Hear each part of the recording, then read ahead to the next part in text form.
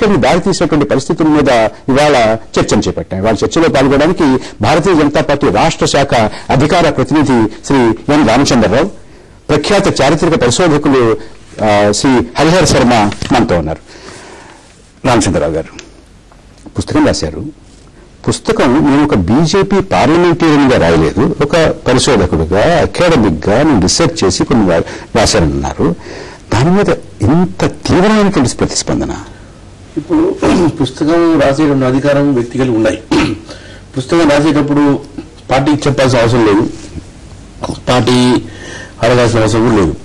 అయితే వారి యొక్క ఏదైతే వ్యక్తిత్వం మీద, అంటే జిన్నా గారి వ్యక్తిత్వం మీద వారు ఇచ్చిన ప్రశంసలు కానీ, వారు చేసిన వ్యాఖ్యలు కానీ, ఇవన్నీ కూడా భారతీయ జనతా పార్టీ యొక్క సైద్ధాంతికమైన విరుద్ధంగా ఉన్నాయి వారి వ్యాఖ్యలని. మొదటిది. రెండోది ఏం చెప్పారు, సర్దార్ పటేల్ ఏం చెప్పారు, వారందరూ మీరు ఆ పుస్తకం భారతీయ జనతా పార్టీ ఏ 500 పేజీల వాళ్ళు పుస్తకంలో జిన్నా గురించి ఏం రాశారు అనేటువంటిది కొత్త ఆయన చెప్తున్నారు. నేను ఏం రాశాను, కనీసం ఏం రాశాను అనేటువంటి సందేశం నేను కూడా నువ్వు అదే అంటున్నాను. మీడియా అందించినటువంటి వ్యాఖ్యల ప్రకారం జిన్నా ఒక గొప్ప భారతీయుడు అనే ఒక మాట అన్నాడని చెప్పేసి వారు పుస్తకం రాశారని చెప్పి, తర్వాత సర్దార్ వల్లభాయ్ పటేల్ గురించి అతను ఏదైతే భారతీయ జనతా పార్టీ ఆ లవ పురుషుడు నువ్వు నమ్ముతామో దానికి విరుద్ధమైనటువంటి ఒక భావన ప్రకటన చేశారని చెప్పేసి అది ఇంటర్నెట్ లో కానీ వారి పుస్తకం ఆవిష్కరణ చేసినప్పుడు అక్కడ వచ్చినటువంటి మీడియా రిపోర్ట్స్ ద్వారా వచ్చాయి. అందుకే ఇంత దుమ్మారం లేచాయి. అయితే వారు తర్వాత పుస్తకం విడుదలైన తర్వాత కూడా పార్టీకి ఇటువంటి ఏం లేదు, ఇటువంటి అన్ని అవద్దాన్ని పుస్తకాలు అటువంటి ఏం లేదని చెప్పి వారే చెప్పేది ఉండే. కానీ వారు 2 రోజులు అయిన తర్వాత కూడా అడగడం కాదు, షోకాస్ ఇచ్చారా మీరు? వారు ఒక బాధ్యత కలిగినటువంటి పార్టీ నాయకులు, ఎంపీగా గెలిచారు, రాజ్యసభలో అపోజిషన్ లీడర్గా ఉన్నారు. ఇంత పెద్ద దుమ్మారం లేస్తూ ఉంది.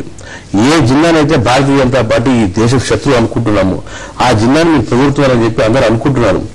ఏది అనేది కాదు, తప్పు ఇది అని చెప్పి వారైనా మాకు చెప్పాలి కదా. వారి బాధ్యత ప్రెస్లో వస్తున్నాయి, టీవీలో వస్తున్నాయి, స్క్రోలింగ్ వస్తున్నాయి, ప్రింట్ వస్తున్నాయి, బొమ్మలు దిగుతున్నారు. జిన్నా బొమ్మ ఎన్నిసార్లు దిగుతున్నారు? రామచంద్రరావు గారు గతంలో 2005వ సంవత్సరంలో లాల్ కిషన్ అద్వానీ గారు, మీరు లోహ పురుష్ అనేటటువంటి లాల్ కిషన్ అద్వానీ గారు జిన్నాని పొగిడారు. జిన్నా ఒక సెక్యులర్ లౌకికవాది అనేటువంటి మాట కూడా అన్నారు. పాకిస్తాన్ లో అన్నారు, వచ్చిన తర్వాత దాన్ని వెనక్కి తీసుకుని ససేంగా తీసుకొని ఉన్నారు. చెప్పినటువంటి మాటలు ఇప్పుడు కూడా కట్టుబడి ఉంటాను. నేను మీతో ఏకీభవించాను.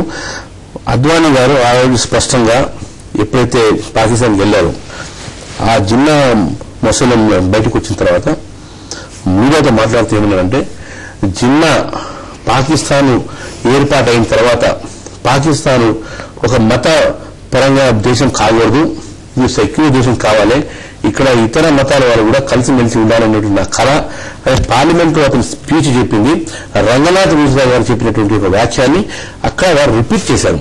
అది అద్వానీ గారి యొక్క వ్యక్తిగత అభిప్రాయం కాదది. జిన్నా గారి అభిప్రాయాన్ని రామకృష్ణ మిషన్ ప్రెసిడెంట్ స్వామి రంగనాథ స్వామి చెప్పినటువంటి స్పీచ్ ని పార్లమెంట్ చెప్పిన దాన్ని అక్కడ రిపీట్ చేశారు. కానీ మరి ఆయన అభిప్రాయం కాలేదు. మరి అద్వానీ గారిని అధ్యక్ష పదవి నుంచి దిగిపోయింది చెప్పారు. అప్పుడు దిగిపోవడానికి కారణాలు కాదు. మీరు అనుకుంటున్న విషయంలో ఆనాడు ఏ దుమ్మారం వేయింది వారిపైన అది మీడియా యొక్క వక్రీకరించిన చిత్రం అయింది. కానీ అంతేగానే అద్వానీ గారు అందుకే అన్నారు, నేను చెప్పి తప్పేం లేదు కాబట్టి వెనక్కి తీసుకొని చెప్పారు. ఎందుకంటే నేను అతను జిన్నాకు నేను ఎప్పుడు సెక్యూరిటీ వెళ్ళలేదు. ఈ రోజు ఇది చారిత్రకమైన నిజం ఏంటంటే జిన్నా వల్ల ఈ రోజు దేశం విడిపోయింది. కాంగ్రెస్ పార్టీ కూడా దానికి బాధ్యత వహించాలి. కమ్యూనిస్ట్ పార్టీ కూడా ఈరోజు ఏదైతే చెప్తున్నారో అంటే అద్వానీ గారు చెప్పిన దానికి జస్వంత్ సింగ్ చెప్పిన దానికి చాలా తేడా.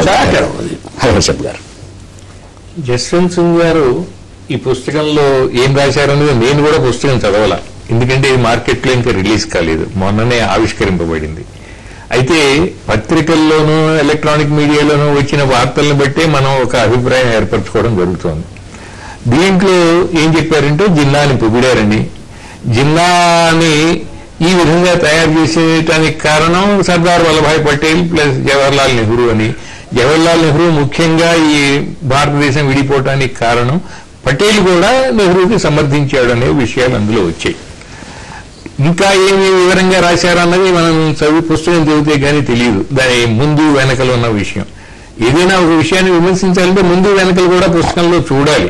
కానీ మీడియా ఏం చేస్తుందంటే కొన్ని సెంటెన్స్ ని ఐసోలేట్ చేసి వాటిని ప్రొజెక్ట్ చేయడం మూలంగా కొంత గొడవ జరిగింది. ఇక్కడ ప్రశ్న ఉత్పన్నమవుతుంది. అదే కనుక నిజమైతే ఆయన ఏం రాశారో ఏమిటో, నువ్వు ఏమన్నావు, ఏం రాశావు, నీ అభిప్రాయం ఏమిటి, ఇలాంటి వార్తలు వస్తున్నాయి, మాకు ఇలా అభిప్రాయం ఉంది, మేమందరం కూడా మొట్టమొదటి నుంచి మాకు ఒక ప్రత్యేకమైన దృష్టికోణం ఉంది భారతదేశ చరిత్ర మీద, ముఖ్యంగా దేశ విభజన మీద, నువ్వు ఏమున్నావు అనేటువంటి సంజయ్ అడగాల్సిన బాధ్యత లేదు. అసలు వాళ్ళు అడగడానికంటే ముందు యశ్వంత్ సింగే సమాధానం చెప్పిండు. మీడియాలో వచ్చేది తప్పు, నా అభిప్రాయం నేను ఇలా రాశానని ముందే ఈయన అసలు ఈయనకి కూడా బాధ్యత రైటర్ ఈయన కాబట్టి మీడియాలో ఆయన అభిప్రాయాలను వక్రీకరిస్తుంటే మీడియా తప్పు చెబుతోంది, నా అభిప్రాయం ఇది కాదు అని ఆయన ముందే చెప్పుండాల్సింది.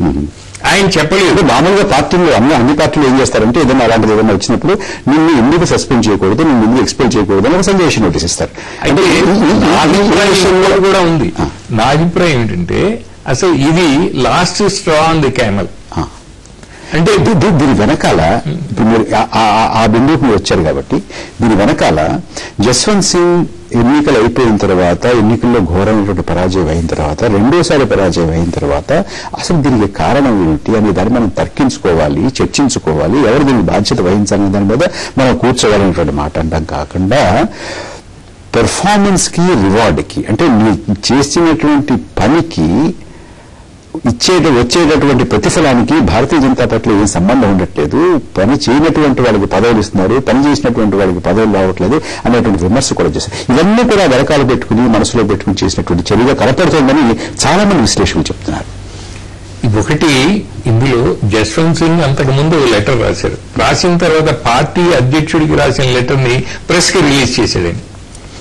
అది పార్టీలో ఇంటర్ డిసిప్లిన్ ఉన్న విషయం, ఆ కార్యకర్తలకు ఉండవలసిన క్రమశిక్షణ దృష్ట్యా ఆ విధంగా చేసి ఉండకూడదు. పార్టీ అధ్యక్షుడికి లెటర్ రాయడం తప్పు కాదు, కానీ అది ప్రెస్ కి రిలీజ్ చేయడం ఎవరు చేశారు అన్నది మరి జస్వంత్ సింగ్ తెలియాలి, రాజ్నాథ్ సింగ్ కి తెలియాలి. కాబట్టి ఇటు నుంచైనా జరిగి ఉండాలి, అటు నుంచైనా జరిగి ఉండాలి.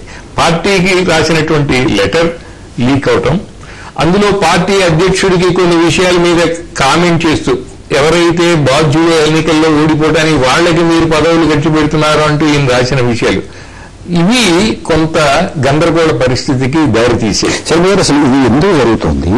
ఇంతకు ముందు లేనటువంటి గత 5 సంవత్సరాలుగా 3 సంవత్సరాలుగా బహిరంగంగా పార్టీ నాయకత్వం, రెండవ శ్రేణి నాయకులు తిరుగుబాటు చేయడం, ప్రశ్నించడం, ఇటువంటి ధోరణులు వస్తున్నాయి కదా. దీని వెనకాల కారణం ఏమిటి, ఎటు వెళ్తుంది భారతీయ జనతా పార్టీ, ప్రస్తుతం ఉన్నటువంటి స్థితి ఏమిటనే విషయాన్ని కొంచెం లోతుగా చర్చించుకోవాలి. ఆ చర్చించుకునే ముందు ఒక చిన్న విరామం తీసుకుందాం.